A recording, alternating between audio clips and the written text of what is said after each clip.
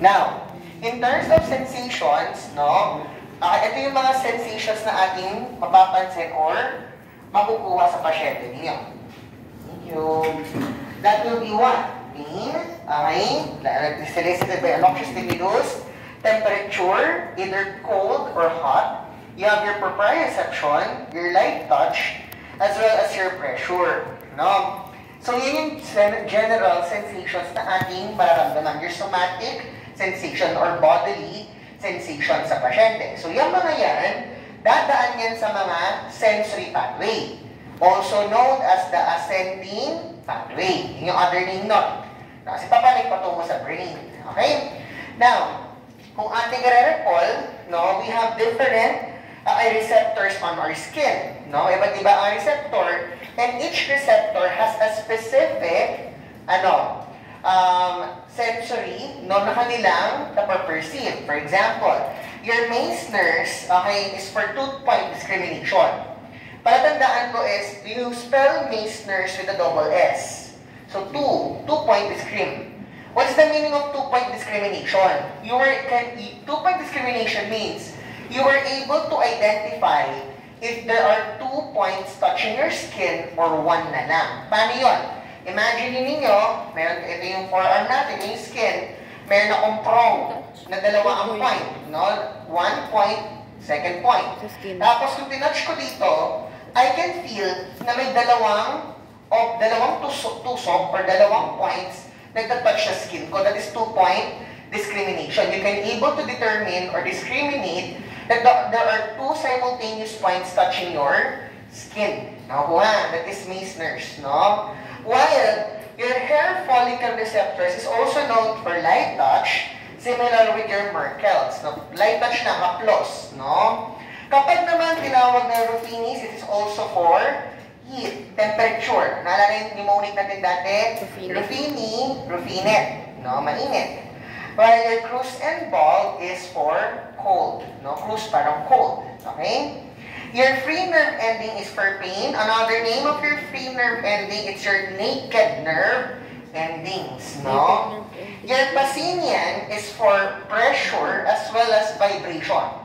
No? So, kung nagpatong ng tuning fork, okay, the skin can perceive it through the use of your Pacinian. While the maxillary spindle and your GTO, both of them are for proprioception, possession sense. No? Your GTO and muscle spindle are for proprioception, but muscle spindle is for the muscle stretch, kung nababatak yung muscle.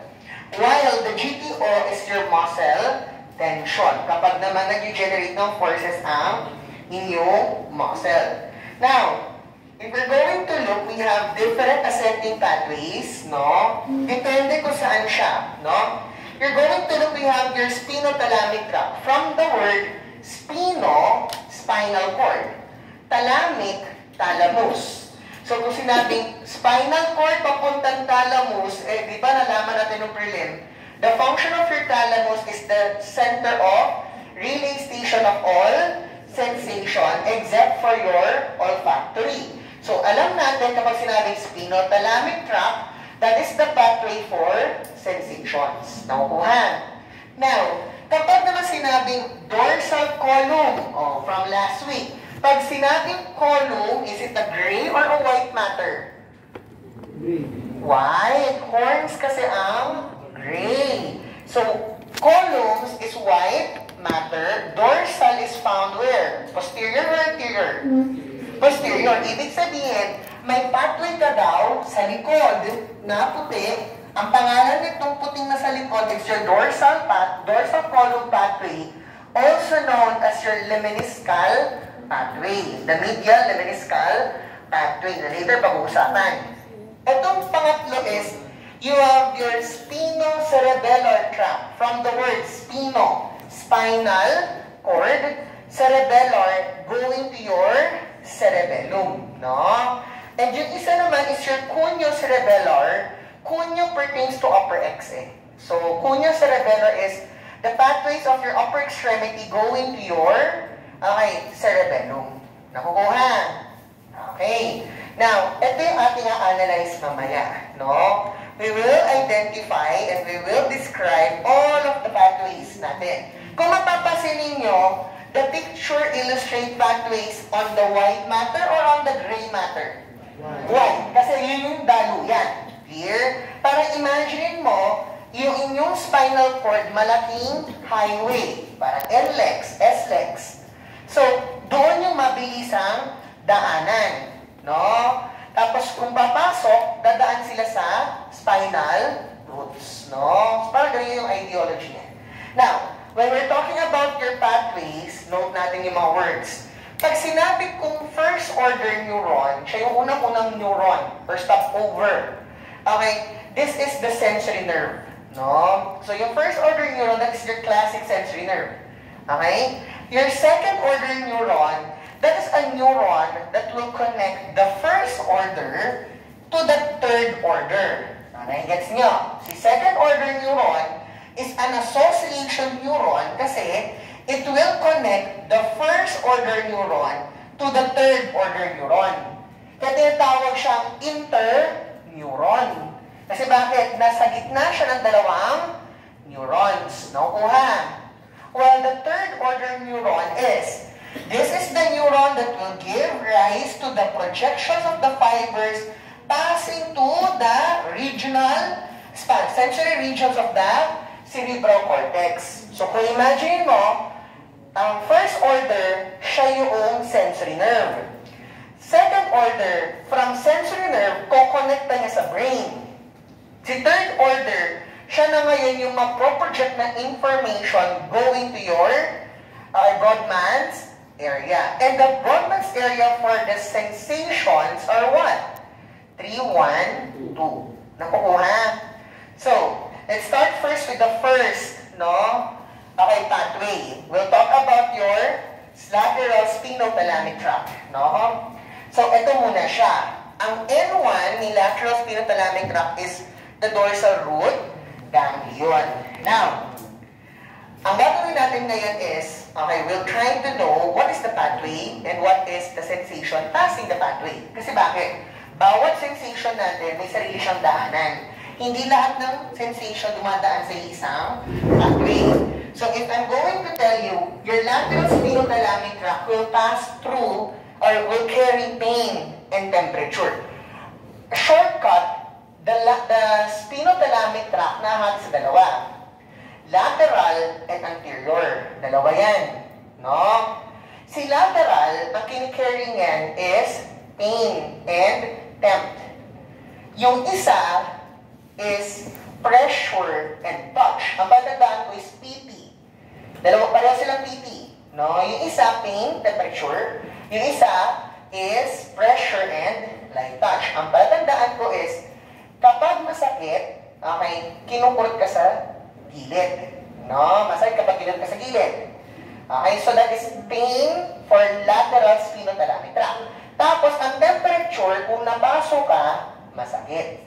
So, patandaan ko na PT, pain and temperature, pareho masakit na sa gilid. Then the rest, which is the anterior, is the next PT, which is your pressure and light touch. Now, it's already given to your PowerPoint, no? Mayroong drawing na ganito na gusto kong ipa-draw sa inyo, no? You try to draw that. Dodraw ko rin dito kasi hindi ko pwede sulatan yung ating tawag dito, board, kasi hindi naman siya whiteboard. So, yung cloud na yan, this is your brain, no? Brain yan. Yan si Big Bird. Okay? Tapos, this will be your brain stem. You have your midbrain pons medulla. Tapos magdodraw kayo dito ng bilog, which is, this illustrates your spinal cord cross-sectional area.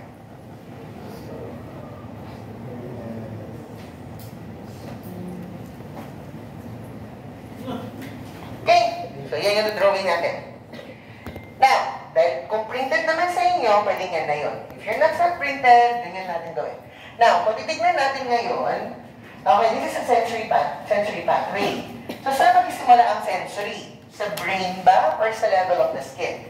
At the level of your skin. So, dahil pinag-uusapan natin is pain and temp. What are the receptors for pain? Your free nerve ending. Ano ang temperature natin? It's your crus and bulb and your Rufinis corpuscles. No? So, this is for pain and temperature. Nakuha. So, kinwari, kinurot ka sa forearm. Kurot, that is painful, free nerve ending. Napaso ang daliri ng kamay mo, that is Ruffini's. So, yun yung mag-activate. Once na nag-activate sila, sabi natin ng prelim, ang receptors, okay, your sensory receptors can generate its own action potential. We call it as your receptor potential. Naalala? Na nag-generate siya or generator potential, nag-generate siya ng action potential, magsesend ngayon siya ng information sa ating spinal cord. Kaya nabuo ang dermatomal level. Kasi kung nagpunta ako dito sa thumb ko, ang pupuntahan niyang spinal segment is at the level of C6. Ganun siya. So ngayon, ito, mag-generate na action potential, pupunta siya ngayon sa spinal level, okay natin, so cervical level to, for example, no? Pero, pagdating niya dito sa intersection, dalawa. You have your ventral root and you have your dorsal root. Kung iisipin ninyo, we have the law that dictates that all anterior element is motor, all posterior elements are sensory. That is based on your Bell-Majetti law. So therefore, kapag ako ngayon ay nandito at ako ay nagdadala ng sensory information, where will the action potential go? Posterior or anterior? Posterior. Pupunta ako dito at may stopover. The first stopover is your first order neuron, which we will call as ano to, may umbok sa dorsal root, is a collection of somas, that is your dorsal root ganglion, which is being explained by the PowerPoint. Na sinabi ni PowerPoint sa atin, or your handout, sinabi ko dito na, the dorsal root ganglion, okay, is your first order neuron. Nakukuha. Ngayon, pagkatapos niya magpahinga dyan sa dorsal root ganglion, magkakaroon ngayon ng another nerve that will now transfer the information. Kaya nagkaroon ng hinto dyan. Pupunta ngayon siya dito sa likod. Pero, may catch. Before the information, take note of this, before the information enters the spinal cord or enters the posterior, this is gray or white matter? Gray. Before it enters the posterior horn, ang sabi ng libro, the information will pass through what we call as the posterolateral tract or your Lissauer's tract. The Lissauer's tract causes the impulse or the information to ascend 1 to 2 spinal levels. No? Inuulit ko. Ang inyong Lissauer's is the anatomical structure that will cause the information upon entering the spine to ascend 1 to 2 segments higher. So for example, medyo weirdo ang spinal cord niyo. Kaya nagkaroon ng dermatome kasi na bahala magsabi dyan. Kunwari, C1, C2, C3, C4, C5. Kung dadaan siya sa papuntang C5, it will ascend 1 segment high sa C4 siya papasok. Here, nakukuha. Nakukuha. Yung structure na to na nag-cause ng pagpanik ng inyong information is your Lissauer's tract. Wait lang po. No, may tumatawag. Wait lang po. Information to ascend 1 to 2 spinal levels, no? Hindi ko na gano'ng i-explain sa iyo in-depth kasi kailangan nyo na ma-realize yan kasi kinwari ang pasyente ninyo nagkaroon ng damage to the spinal cord on this segment. Sabihin natin nagkaroon ng fracture siya at the level of C3. Minsan ang C3 nyo spared. Kasi bakit? Kasi the information, okay, will travel 1 to 2 segments higher. Sa C2 nag-start na wala ng sensory ang pasyente. Clear? Kaya, in analysis of medical assessments of spinal cord patients, iba ang tinatawag na zone or the area of injury, the skeletal level, kung saan na-fracture ang pasyente. Iba ang neurological level, depende naman sa level ng spinal cord na nasira. Clear? You all learned this under your second year, no? In in-depth analysis of spinal cord conditions, no? So, tuloy natin. So, napaliwanag. Bago pumasok, the information will ascend 1 to 2 spinal levels via your Lissauer's tract. Upon entering, no, pumasok na siya sa posterior, it will synapse to the next order neuron, no? And this will be, okay, your second order neuron na ang pangalan ay lamina 1, 2, 3, which is your substantia gelatinosa. Clear? Na si substantia gelatinosa, anong klaseng neuron siya? It's an association neuron that will connect the first order neuron to your third order neuron. Nakuha? O ngayon, sabi natin, ang ating spinothalamic tract, this is pain and temperature. Is it lateral or anterior? Lateral, spinothalamic. Kaya daw, ang gagawin nito, kapag nag-create na yan ng kanyang pathway, it will go contralateral, lateral. Clear? O, ganito siya. Ibig sabihin, tumawid siya sa opposite side, okay, at pumunta siya sa ang white matter. Anterior white matter or lateral white matter? Lateral. Na tinawag siyang lateral spinothalamic tract. And this time, dahil pumunta siya sa lateral, it will now try to ascend the spine. Papalit na yan. Aabot na sa medulla oblongata, papalit na siya sa pons, papalit na siya hanggang midbrain, papalit yan hanggang umabot sa isang structure dito, which is your thalamus. No? So, this time, umabot na siya dito, that's your thalamus, break ulit. Okay, at the level of the thalamus, magkoconnect siya. This will now be your third order neuron. Here, so let's read. Okay, the posterior horn will have your lamina, okay, which is your substantia gelatinosa. It will cross to the contralateral side via the anterior white commissure. This is your anterior white commissure. Tatawid siya sa harapan ng anterior white commissure papuntang lateral funiculus, another term for a column or a fascicle. So funiculus, and then it will form the lateral spinothalamic tract, which will ascend to the higher center. So kung dito drawing, for example, ito ay hatiin natin. This is the right, this is the left. Now, kung kinurot ka sa right, the information papasok, tatawid siya sa kabila, papamit ngayon siya hanggang brain. Saan siya pumuntang? Cortex. Left. That explains now why if there is paralysis or damage of this brain, sensory problems will be found contralateral. Clear? O, next tayo, tuloy natin paliwanag. Pagdating ngayon sa third order neuron, and this is just a cadaveric version, pinapakita lang, pag pumanik na yan sa medulla, pons, midbrain, magsasynapse sa, dadaan siya ng internal capsule, kaya puti ang internal capsule kasi puro pathways. Pag panik sa internal capsule, magsasynapse sa thalamus. Diba ang yung internal capsule is near your thalamus. So, magsasynapse siya sa thalamus, tapos, ang tinatawag na corona radiata, which is the white matter, near your cortex. Kasi bakit? The third order neuron is, nagbabalik ulit from prelim, your VPLN, your ventro-posterolateral nucleus of your thalamus. Ano ang sabi ko sa inyo nung prelim?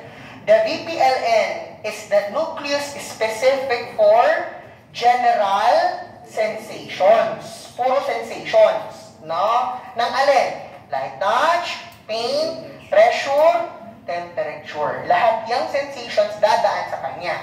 Kasi bakit? Dahil sa kanya, this is your VPLN, saan siya ang magbibigay ng fibers that will synapse or connect to your Brodmann's area 3, 1, 2. Kaya tinawag ang third order neuron as the projection fibers that will connect the association fiber to the cortex. Nakuha? Kaya kung mapapansin natin yung pathway ng ating katawan, mapapansin ninyo na yung inyong first order, siya lang yung nerve directed galing sa receptor.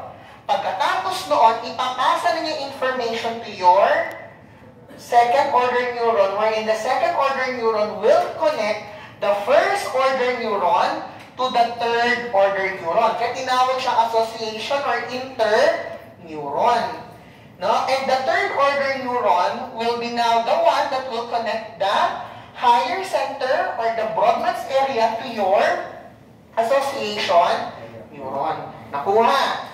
Kaya na-explain, pag nasira ang brain na to, nagkaroon ng stroke, ang pasyente nawawalan ng sensation or pakiramdam. Kung ang pasyente naman nagkaroon ng herniated disc, nagkaroon ng slip disc, ang naiipit ay ito or ito, ang pakiramdam or the loss of sensation is found, it's lateral. Here, ang tanong is, saan tumawid ang sensations ninyo? At the level of the thalamus, midbrain, pons, medulla, or spine? Spine. At the level of what spinal cord siya pumasok, doon din siya tatawid. Kasi mamaya, in motor, iba ang tawiran. You learned it. Saan ang tawiran natin kapag motor pathways? The deglutition of the pyramids. At the level of the medulla oblongata, ang tawiran naman ng motor. Next tayo. Let's now go with your anterior spinothalamic. You can draw again. No, kasi ulitin lang natin yung drawing. Or, you can use yung nakabigay sa handout ninyo. No? Gawin ko rin ito.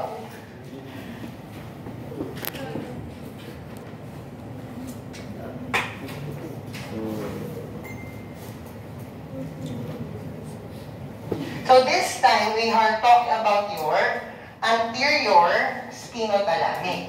Sa anterior spinothalamic, ang dadaan naman ngayon dito is pressure and light touch. So, in pressure and light touch, sino ang receptor? For light touch, pipili ka. It can be your Merkel's, no? Or, minsan Meissner's. Pero ngayon kasi, technically, Meissner's iba. No? Magiging specific na tayo. So, most na pipili natin is Merkel's for your hair follicle. Clear? Tapos, ang inyo namang pressure, this is your Pacinian corpuscle. Clear? So, yung nilagyan niya ng cotton ball, no? Or, hinaplos ninyo, no? That is, okay, this pathway. So, similar, dahil nagkaroon ng sensation, papasok sa spine. Clear? Pagdating ng spinal level, okay, pipili siya ulit. Pupunta siya sa harapan or sa likod. Dahil sensory siya, saan siya pupunta? Likod. It will go posterior. The first order neuron is still the dorsal root ganglion. Same lang din. No?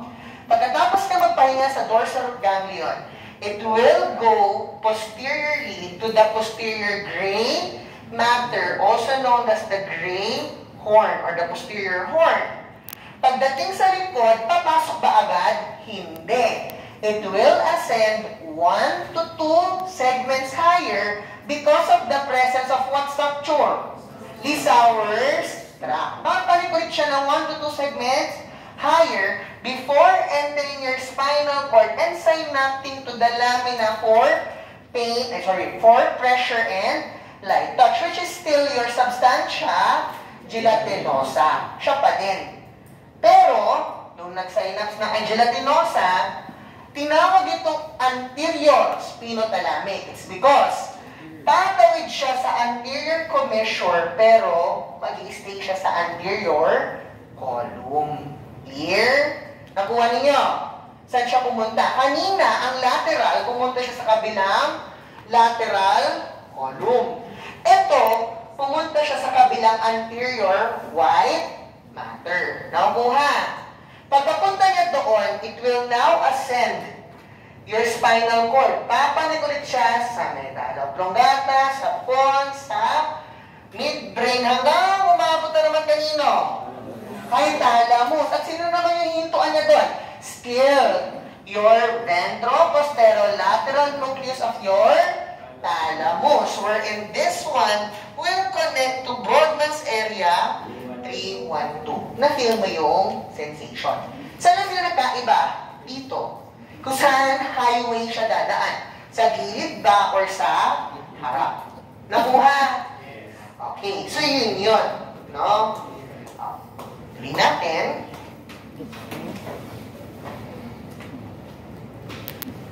Now, let's now talk about your dorsal column pathway. So, kung kayo, draw it kayo ng ganito, may panibagong drawing na naman. Same pa rin. No? So, you have your dorsal column pathway. In dorsal column pathway, from the word dorsal, likuran. No? So, analyze natin mabuti ito. Ano yung meron sa likuran? No?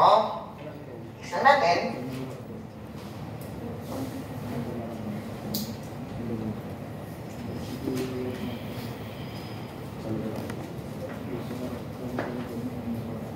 Okay. Now, balik tayo. This is for discriminative touch and pressure. What is discriminative touch and pressure? Diyan na pumapasok yung sternognosis, graphisticias, clear, mostly doon. Now, sabi nila, okay, this pathway will try to assess two-point discrimination, sternognosis, vibration, clear, as well as your, wait lang, discriminative. Oo, tama. Dagdag nyo dito na, asterisk nyo lang ha, kasi mamaya ko i-explain. Conscious, specify nyo, conscious proprioception. Conscious, aware ka. Conscious proprioception. You take down note of that. Bakit? Di ba naalala ninyo, nung nag-assess tayo ng practicals ninyo ng prelim, you have the assessment proprioception. Aware ka na tinatest ka. That's conscious proprio. Clear? Okay. Ngayon, tignan natin. No? Paano yung pathway? Ay, first order neuron is still your dorsal root ganglion. So, ano yung mga receptors natin? For two-point discrimination, for two-point, you have your Meissner's. For sternognosis, okay, mga ano to? Discriminative, no? Sternognosis as well as your, ano nilagay ko doon? Vibration, vibratory, tama? This is your Pacinian. Specialized lang siya, no? And, okay, for proprioception, you have your muscle spindle as well as your GTOs. Yan yung mga marinig ninyo. Clear? So, lahat yan, mag-send ng information. O, dahil sensory ulit tayo, saan dadaan? Likod, harap. Likod, no? Likod, pupunta sa dorsal root ganglion. Pero, tignan nyo itong nakalagay sa PowerPoint. Malaking bold. Fibers do not synapse with the posterior horn, but instead ascend on the same side, forming the fibers of the fasciculus gracilis coniatus. Still remember fasciculus gracilis and coniatus? Yes. That's part of your medulla oblongata. Remember, the medulla oblongata, pag bumaba na yan, spinal cord. Naalala ninyo saan anatomical location ng fasciculus gracilis and coniatus? Sa harapan, sa likuran? Likod. Ibig sabihin, ito natin yun. Yung likod ng spinal cord. Sa next slide pala. Tingnan nyo to. This is your spinal cord, likod, harap. If you're going to look at the likod area, this is the posterior column or the posterior or dorsal column. Naalala ninyo, di ba? Ang major lateral is conate fasciculus or fasciculus coniatus sa medulla. Tapos, yung medial aspect niya is fasciculus gracilis or the gracile fasciculus. Siya lang din yun. Humaba lang siya hanggang spinal cord. But I want you to analyze or look closely on the fibers. Tingnan nyo to.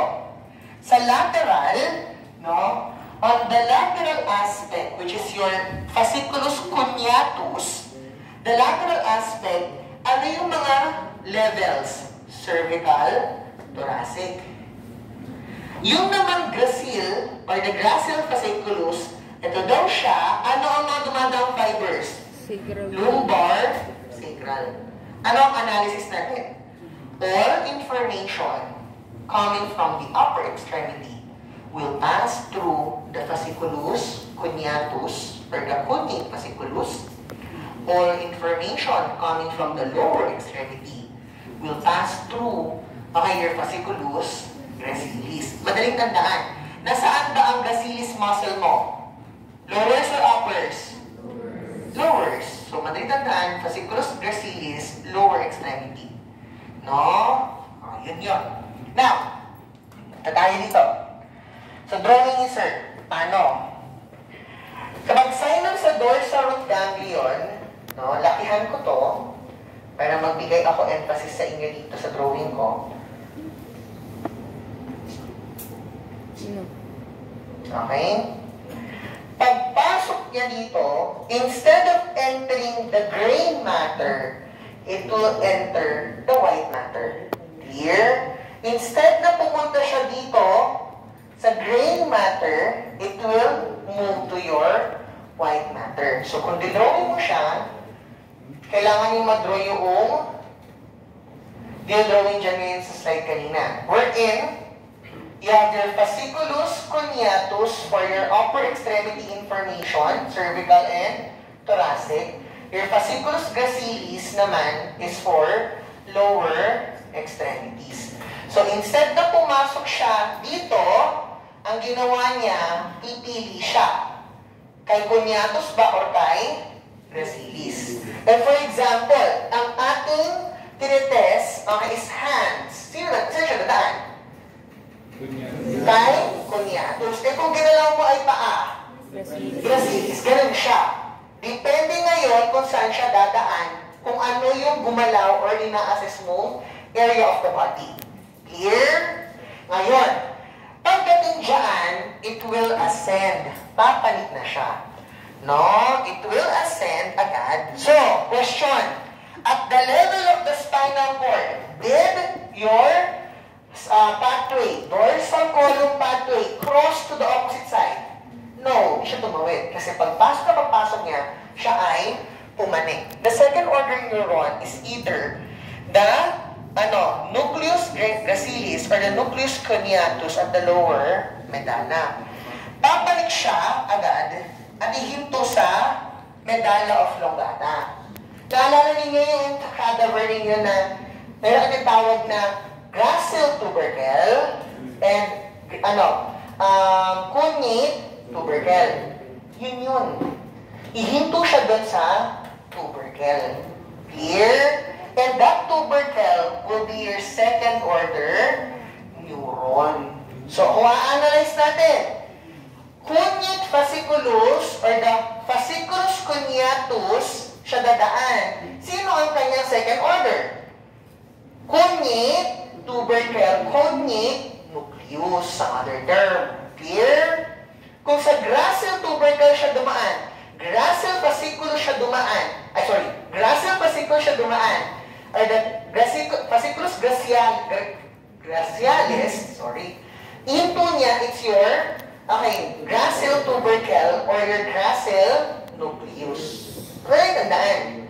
Ngayon, sabi natin, the second order neuron is your association neuron.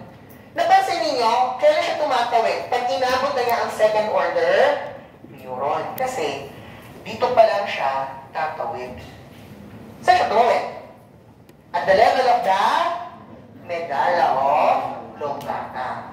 Ang sabi sa anatomy, yung structure na nag-cause ng pagtawid, itong anatomical structure na to is what we call as your medial lemniscal pathway. Kaya tinawag itong pathway na to na dorsal column pathway or the lemniscal pathway. Kasi, itong mismong nagtatawid to the opposite side is what we call as your lemniscal pathway. Specific is the medial lemniscal pathway. Nakukuha? Ngayon, pagdawid niya on the opposite side, this is the time that the fiber will ascend up. Hihinto na naman siya doon. Nandito naman sa PowerPoint ninyo no? Pinapahirapan ko lang kayo. You have your fasciculus, gracilis, and coniatus for upper X, and then this one is for lower X. Nucleus of the fasciculus, coniatus, ang para kay conate fasciculus, while the nucleus of the fasciculus gracilis, or the tubercle, or also known as your clava, is the other term, clava. While it will end still, because this is sensation, it will be what? Vodman's BPLN will be your third order neuron. Siya pa din. Hindi nagbago. However, may iba na. Kapag pumunta na sa Vodman's area 312, dinadamay na ang 5 and 7. Clear? Kasi bakit? That is your secondary, sensory area. Para dun sa mga 2-point discrimination. Nakuha ko ng lahat. Ano pinagkaiba nila? Ang inyong light touch, pain, pressures, general sensations, ang second order nila is substantia gelatinosa. While your dorsal column pathway, your discriminative sensations, all of them will utilize either the conate tubercle or your gracile tubercle as the second order neuron. Nakukuha po? Okay. Next tayo. Nabanggit na natin is proprioception. Sa proprio, dalawa ang pathway. No? If you're going to analyze conscious proprioception, yung sinabi ko kanina, kaya pinanood ko na sa inyo, ang daluyan niya is dorsal column pathway. Eh sir, paano naman po kapag ang dadaan is unconscious?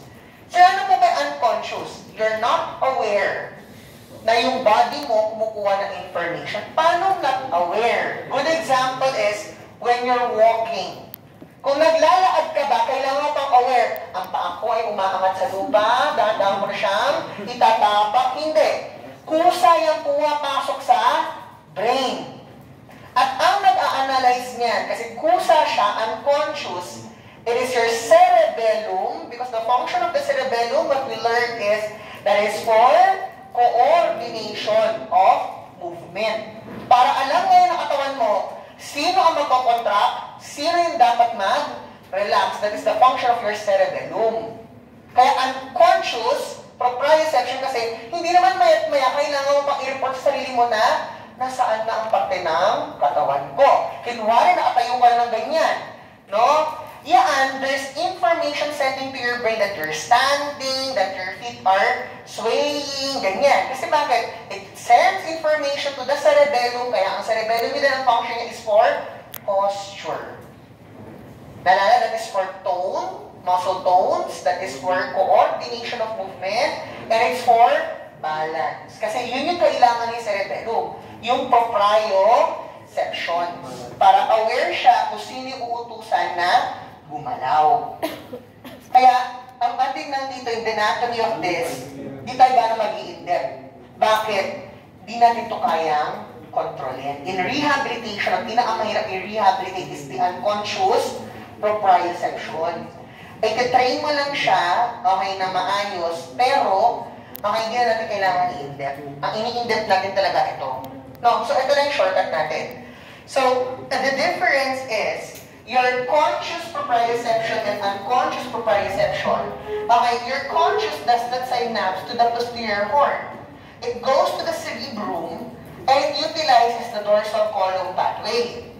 While the unconscious proprioception, this is traveling toward the cerebellum and gumagamit siya ng anterior and posterior spinocerebellar pathway and your coniocerebellar pathway. Before I proceed with this, naalala niyo ba sa vision ninyo na kapag meron kayong percutaneous anemia, no, anemic ang pasyente because of the lack of vitamin B12, tinuturo ko sa inyo na because of B12 being the vitamin for nerves, ang nangyayari is nasisira ang posterior column.